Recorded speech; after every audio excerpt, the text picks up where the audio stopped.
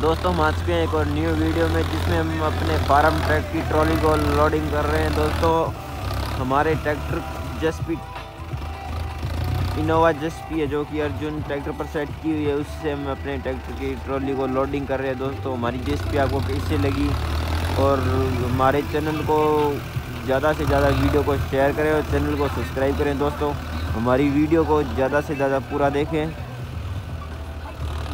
और दोस्तों हमारे फार्म ट्रैक 45 को लोडिंग कर रही है ट्रॉली को।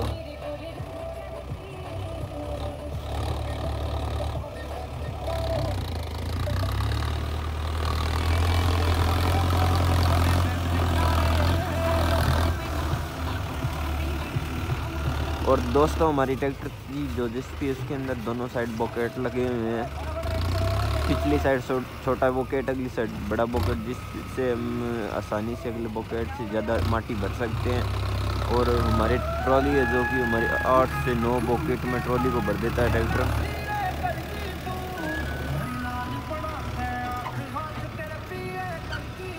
तो दोस्तों यहाँ ट्रैक्टर और आज का जो कि महिंद्रा, उसकी वीडियो भी हम डालने वाले अपने चैनल पर। और हमारा ये फार्म ट्रैक 45 है, इसकी ट्रॉली को लोडिंग कर रहे हैं। और चौथा बॉकेट है जो कि हम ट्रॉली में डाल रहे हैं। 8 से 9 बॉकेट में ट्रॉली हमारी फुल लोडिंग हो जाएंगी दोस्तों।